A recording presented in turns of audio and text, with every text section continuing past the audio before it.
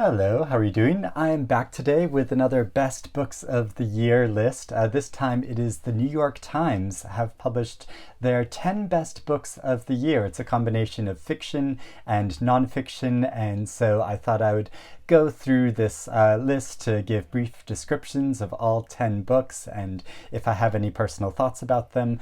Personally, I've only read 2 and 1/3 of the books. One of the books I really liked, one of the books I didn't like so much, and then the book that I only read a third of, it's complicated. I'll get into it when I start talking about it. But I love all of these best books of the year lists in the lead up to Christmas. Like, it feels like in December more and more come out every day. It's sort of like an advent calendar. And speaking of advent calendars, I just got this advent calendar recently it's a tea advent calendar for a different kind of tea every day of the month, and or up until Christmas, of course.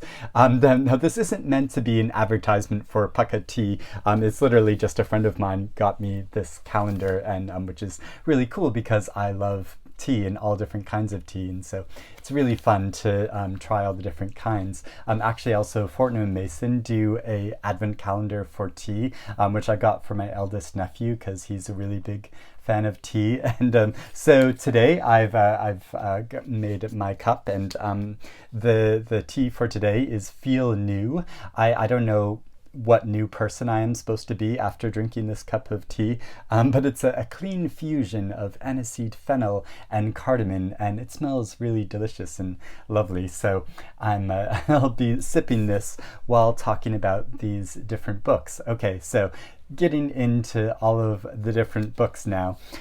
So first off, there's the novel How Beautiful We Were by Imbolo and Mbue.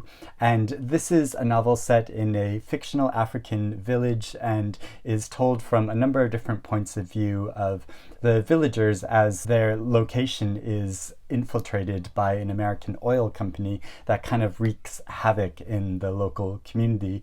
And they do note in this New York Times article that this isn't your standard David and Goliath story. I feel like we get a lot of these stories about like big evil corporations and then local people that get negatively affected by this, and it's meant to be a really involving dynamic story about this community and how it changes over time and the many different perspectives of people in this community. And this is a novel I really want to get to reading. Now, one of the reasons I like following these lists is there are some books which appear over and over again, and if this amount of readers and critics rate a certain book really highly, it is probably one that you want to get to reading. And one book that keeps coming up over and over again, and which readers here on YouTube keep personally recommending to me, is Intimacies by Kitamura.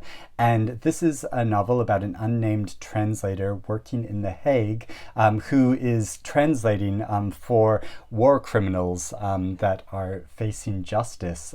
So a very serious subject, but it's also about her personal life and her intimacy with a man whose marriage may or may not be over. So it's these levels of the political and personal, but also about the levels of our communications with each other, how much of that is sincere and how much of it is coercive. And this sounds like such a good book, and yeah, I just keep hearing so many good things about it that this is a novel that I don't have a physical copy of yet, but I'm going to go out and buy one soon because I know I want to read this. Another novel I keep hearing about and which I'm so eager to read, but which will take some time because it's quite a long novel, is The Love Songs of W.E.B. Du Bois, and by Honoree Fanonne Jeffers. And this is a debut novel. The author is a celebrated poet, and it was, you can see, chosen for Oprah's book club this year. It hasn't actually been published yet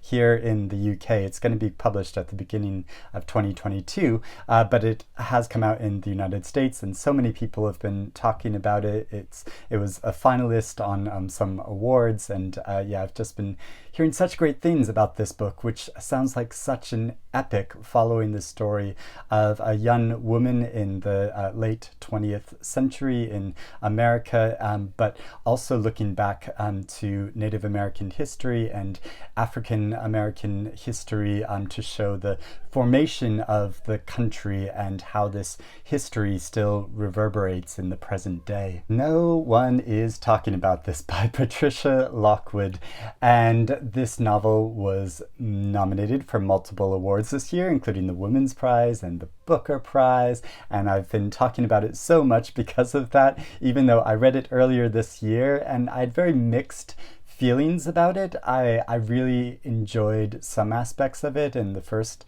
half of the novel is really funny, but the second half of the novel, the more emotional poignancy of it just didn't really quite work for me. Although, as I said recently when I went to hear Patricia Lockwood read at the Booker Prize readings, her reading was really emotionally impactful, and the way she spoke about this novel was really intelligent and dynamic, and so it made me want to think about it again. And because it is such a highly praised book, it is a book that I think is worth a second look. When We Cease to Understand the World by Benjamin Labatut, and this novel, which was shortlisted for the International Booker Prize this year, I think is extraordinary and so striking and thoughtful and moving. It tells the stories of a number of different scientists and mathematicians throughout a century as they make a number of discoveries, but the personal problems that they encounter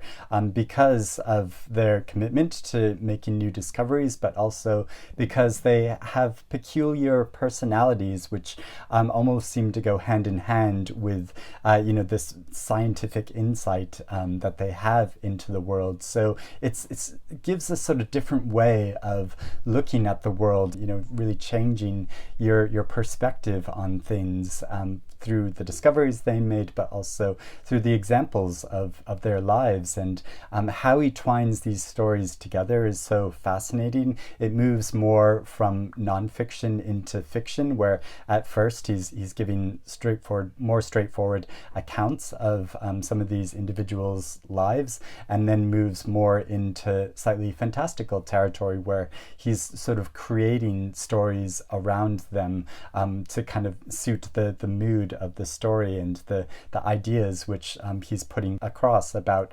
how we perceive the world and our perspective on history. And so it's such an interesting book. A short break for a sip of tea. Next is the Copenhagen Trilogy by Tove Ditlevsen. Now, these books were actually published earlier in the UK than they were in the US. They were first written and published in Denmark in the 1960s and 70s, but they've only just recently been translated into English and brought out in English. And so they did come out in the UK first in 3 different volumes, but they were published as one single volume in the United States called the Copenhagen Trilogy. So it first starts with childhood and then goes into youth, and then the third book is called Dependency, and there are different translators for the different books, so that's kind of interesting. But this is the series that I've only read 1/3 of, because I only read Childhood, about this very autobiographically inspired writing about the author's childhood as someone that was very interested in wanting to become a writer, but has a very difficult family situation and expectations placed upon her in her childhood, and how she struggled to become her own person and her own writer. And it follows that journey that deals a lot with substance abuse and familial abuse. And so I loved the first part of this and was really drawn into it, but it was quite hard going, and so I felt like I needed a break from it,